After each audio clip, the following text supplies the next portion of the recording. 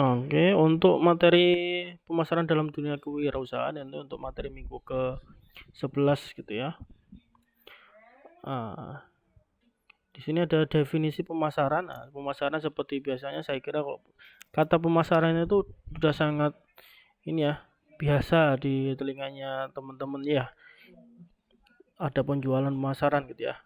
Dalam Kotler dan Lane 2007, pemasaran adalah suatu proses sosial yang di dalamnya individu dan kelompok yang mendapatkan apa yang mereka butuhkan dan inginkan dengan menciptakan, menawarkan dan secara bebas mempertukarkan produk ya yang bernilai dengan pihak lain. Jadi ada dua belah pihak gitu ya, individu ataupun kelompok gitu ya, saling membutuhkan gitu ya. Nah, ada yang diharapkan untuk ditukar gitu ya.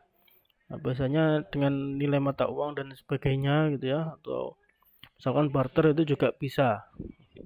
Selanjutnya ada tukar 1954. Pemasaran bukan sekedar perluasan dari penjualan. Pemasaran sama sekali bukan aktivitas khusus, tetapi merupakan keseluruhan bisnis yang dilihat dari sudut pandang hasil akhir yang dicapai. Ya, ini ada bukan sekedar perluasan dari penjualan ya. Ini bukan aktivitas khusus gitu ya, tetapi merupakan seluruhan bisnis yang dilihat dari sudut pandang hasil akhir yang dicapai. Ada semua bisnisnya yang terjadi di situ gitu ya. Misalkan yaitu dari sudut pelanggan gitu ya, dilihat dari kacamata pelanggan gitu ya. POV-nya pelanggan gitu ya. Dalam setiap bisnis hanya pemasaran dan inovasi yang menciptakan pendapatan, yang lain hanya menciptakan biaya ya. Selanjutnya ada teori pemasaran ya. Ini ada aliran produk secara fisik dan ekonomik ya, dari produsen melalui perdagangan perantara ke konsumen gitu ya. Nah, ada aliran ya. Ada yang saling menjual itu dari bahan mentah gitu ya. Secara fisik ada produknya gitu ya. Ada nilai ekonomik gitu ya, dari produsen melalui pedagang, ada yang menjual gitu ya. Kemudian ada juga yang perantara gitu ya, ke yang membutuhkan atau konsumen. Kemudian suatu proses sosial dan manajerial yang membuat individu atau kelompok mendapatkan apa yang mereka butuhkan. Nah, ini saling membutuhkan sama seperti yang sebelumnya gitu ya. Proses sosial ada yang berkomunikasi di situ ya. Ada orang, kemudian ada pengaturan manajerial gitu ya. Ada yang saling memanage gitu ya. Bisa jadi yang membuat atau membuka usaha gitu ya. Dan inginkan dengan menciptakan ya. Bisa juga nanti ada penciptaan di situ, ada produknya gitu ya. Dan menawarkan dan mempertukarkan produk yang bernilai kepada pihak lain. Nah, produknya ini bernilai dibutuhkan oleh banyak masyarakat dan ditawarkan tentunya gitu ya, sehingga ada demand atau kebutuhan gitu ya. Kemudian ada pemasaran barang, jasa dan gagasan. Pemasaran barang konsumsi, the consumer goods gitu ya, ya biasanya diperlukan orang sehari-hari gitu ya, dikonsumsi. Itu produk yang dibeli untuk penggunaan pribadi ya, dipakai sehari-hari ya. Sehari-hari itu bisa makanan gitu ya, atau misalkan apa minuman gitu ya, atau misalkan buat apa sabun cuci ya, itu kan juga termasuk setiap hari digunakan gitu ya. Dan pemasaran barang industri atau industrial goods gitu ya, yaitu produk yang digunakan oleh perusahaan untuk memproduksi produk lain gitu ya. Nah, kayak apa? TF itu teaching factory gitu ya. Jadi jual barang industri, jadi bisa merakit sebuah peralatan gitu ya. Bisa membuat peralatan ya, peralatan tersebut bisa membuat produk yang lainnya gitu ya. Buat mesin. Nah, kemudian ada pemasaran pada jasa atau service gitu ya, yaitu produk yang tidak nyata seperti waktu dan keahlian atau aktivitas yang tidak dapat dibeli ya. Ini bukan ini ya, produknya bukan sebuah produk yang seperti sebelumnya yang ada yang fisik gitu ya, tapi dia menyediakan apa waktu dan keahlian gitu ya, atau aktivitas yang tidak dapat dibeli ya. memberikan misalkan jasa pengantaran gitu ya, jasa bersih-bersih gitu ya, jasa cuci setrika gitu ya, dan lain sebagainya gitu ya. Kemudian ada pemasaran gagasan, jadi menciptakan ide gitu ya, memberikan sebuah ide dan lain sebagainya, memberi inspirasi dan lain sebagainya gitu ya. Kemudian ada konsep inti pemasaran. Nah, ini bisa dilihat itu ada alurnya gitu ya, jaring berputar gitu ya.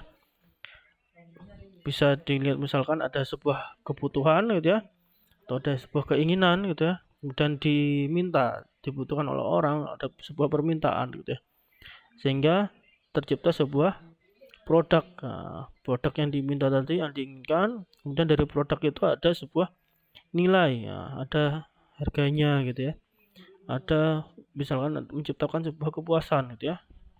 Nah, misalkan dari lapar kemudian bisa kenyang gitu ya, atau misalkan kebutuhan apa gitu, pengantaran dan sebagainya gitu ya, termasuk setelahnya ada pertukaran, perjanjian gitu ya. Mau ditukar dengan apa, dibeli dengan harga berapa gitu ya. Selanjutnya ada transaksi dari dua belah pihak gitu ya. Kemudian ada hubungan atau interaksi, di sini bisa apa ya, bisa kalau ada kebutuhan lagi bisa perlu kontak kemudian gitu ya. Kemudian selanjutnya ada pasar. Nah, pasar ini di masyarakat bagaimana. Nah, misalkan di pasar sangat diinginkan, ternyata produknya sangat diminati ya, sehingga nanti akan muncul kebutuhan lagi atau kebutuhan inovasi produk yang lainnya yang lebih baik gitu ya. Kemudian ada tujuan sistem pemasaran. Nah, seperti memaksimumkan konsumsi gitu ya. Semakin banyak konsumsi, semakin besar juga keuntungannya gitu kan. Kemudian memaksimumkan utilitas atau kepuasan atau konsumsi gitu ya. Kemudian memaksimumkan pilihan dan memaksimumkan mutu hidup, kemudian kualitas, kuantitas, ketersediaan, harga dan lingkungan gitu ya. Kemudian biaya pemasaran menunjukkan bagian dari pembayaran konsumen yang diperlukan untuk menutup biaya yang dikeluarkan dalam proses pemasaran. Nah, ada beberapa macam biaya gitu ya, seperti transportasi ya, jadi pengantaran, ada pasti butuh bahan bakar dan sebagainya ya, kalau untuk paket logistik dan sebagainya itu juga butuh biaya gitu ya. Ada biaya pengemasan, ya, perlu di packing gitu ya, agar produknya aman gitu ya, tidak terjadi kerusakan. Nah, biasanya ada garansi juga di situ ya dalam pengemasan. Kemudian biaya penyimpanan, pergudangan, nah, istilahnya ditaruh di mana barangnya ini biar supaya aman, tidak kehujanan, tidak rusak dan lain sebagainya. Dan ada biaya pemesanan. Nah, ini biasanya dipesan berapa ini untuk mencukupi kebutuhan, berarti ada pemesanan di situ. Takutnya yang pesan 1.000, ternyata produknya nggak sampai segitu, jadi malah istilahnya orang itu malah kecewa gitu ya. Kemudian ada biaya merek dagang. Ada merek dagang ini ada biaya, ada hak juga ya di situnya ya. Kemudian selanjutnya ada pajak. Nah, pembuatan ini pajak ini wajib sekarang ya. Kalau sekarang PPN 11% gitu ya. Selanjutnya ada biaya resiko kerusakan atau garansi gitu ya. Selanjutnya ada strategi pemasaran, strategi penetrasi pasar, kemudian ada strategi pengembangan pasar gitu ya. Kemudian ada strategi pengembangan produk, ada segmentasi pasar. Nah, ini supaya produk itu selalu laku gitu ya. Gimana sih dilihat di pasarnya seperti apa gitu ya. Ada beberapa strategi. Kemudian ada segmentation, targeting, positioning atau STP. Di sini ada segmentasi atau membagi atau mengelompokkan pasar ke dalam beberapa segmen. Kemudian ada targeting, memilih satu atau lebih segmen pasar yang dijadikan target pasar. Kemudian ada positioning, upaya mengkomunikasikan konsep produk agar masuk ke dalam benak konsumen. Nah, jadi banyak dibutuhkan dan sebagainya gitu ya. Selanjutnya ada segmentasi pemasaran gitu ya, ada segmentasi geografik, dan ada geografi lokasi gitu ya. Bicara tentang dari negara gitu ya. Ada regional, provinsi, kota, kecamatan, kelurahan dan sebagainya gitu ya.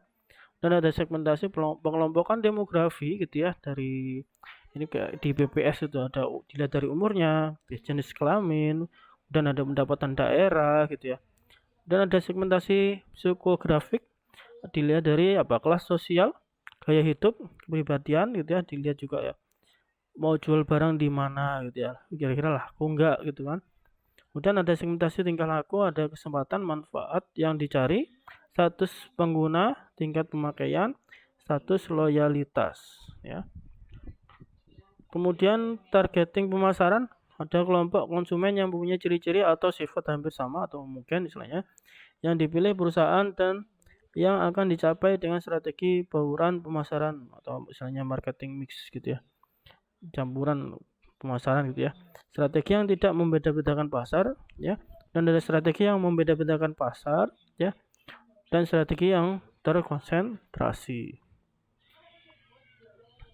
Positioning ini adalah tindakan merancang penawaran dan citra perusahaan sehingga menempati suatu posisi kompetitif yang berarti dan berada dalam benak pelanggan sasarannya gitu ya. Penempatan gimana sih produknya ini bisa selalu diminati orang, selalu diingat orang gitu ya. Kayak dulu itu jualan apa? Jualan pompa air. Pompa air itu mereknya macam-macam, tapi yang dikenal apa, Sanyo gitu ya. Kemudian motor, motor itu gimana sih jualan motor supaya dapat posisi di hati masyarakat itu ya, biasanya apa dulu itu Honda istilahnya ya, padahal merek motor itu banyak sekali gitu ya.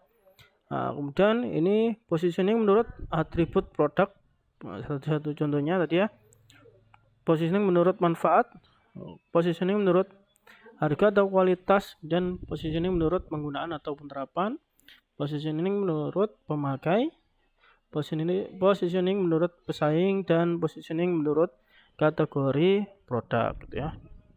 Selanjutnya ada taktik pemasaran gitu ya. Dilihat dari diferensiasi, ini ada produknya, servisnya gimana gitu ya. Orangnya bagaimana, image-nya di mata orang itu bagaimana barangnya gitu.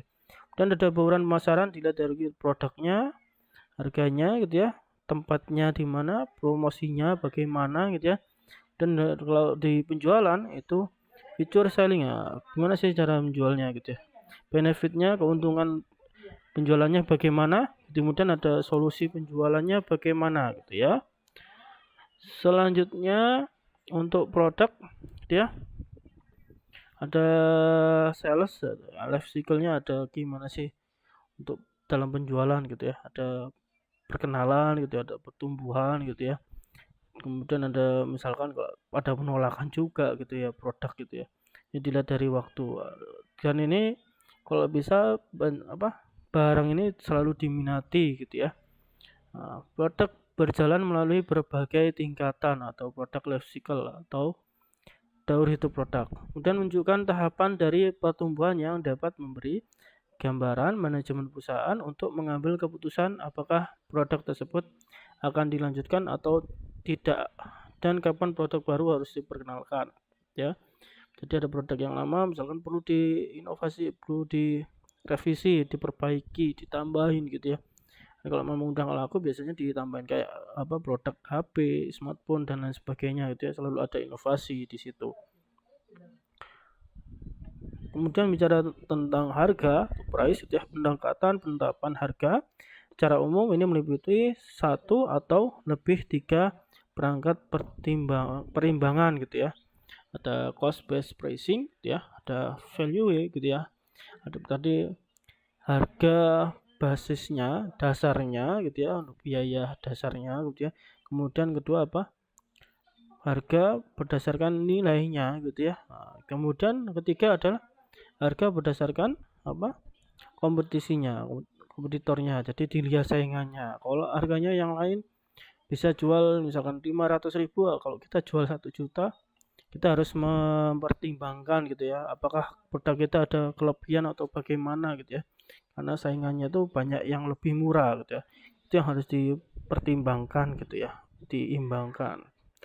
Kemudian ada plus, ini ada beberapa saluran gitu ya. Ada saluran satu misalkan distribusi langsung dari produk konsumsi, contohnya dari produsen langsung ke pemakai. Kemudian ada saluran kedua, ada distribusi eceran dari produk konsumsi. Ini misalkan ada produsen, kemudian ada produsen lagi gitu ya. Nah, didistribusikan lagi oleh produsen kedua, kemudian ada masuk ke konsumen. Kemudian saluran ketiga ada distribusi grosir dari produk konsumsi ya. Intinya dari produsen yang produksi yang buat barang gitu ya, dimasukkan ke grosirnya, pasar grosir yang dalam jumlah besar gitu ya. Dan ada pengecernya, baru ke konsumen. Dan ada saluran 4 ada distribusi melalui agen penjualan. Nah, dari produsen masuk ke agen dulu, kemudian masuk ke grosir, pengecer, baru ke konsumen. Kemudian ada promotion gitu ya, promosi ya, mana caranya menjual kita harus dikenal gitu ya. Harus dikenalkan introduction gitu ya. Berarti harus biasanya dipublikasikan. Nah, pertama bisa melalui advertising gitu ya, ada koran, televisi, direct mail, ada radio, majalah, iklan, luar ruangan, internet, periklanan maya, atau sekarang ada media sosial gitu ya. Ini sangat membantu sekarang. Kemudian ada personal selling, bentuk penjualan yang sangat efektif untuk pemasaran hubungan gitu ya, langsung. Kemudian ada public relation, publikasi kegiatan pelayanan terhadap masyarakat umum. Dan ada sales promotion, ada produk get out the crowd atau menghubung ke media lainnya gitu ya, mendorong trial purchase gitu ya, penjualan misalnya menjual secara coba-coba ya. Kemudian ada lebih diingat agar lebih diingat oleh konsumen. Oke, mungkin itu saja untuk materi yang di learning gitu ya. Oke.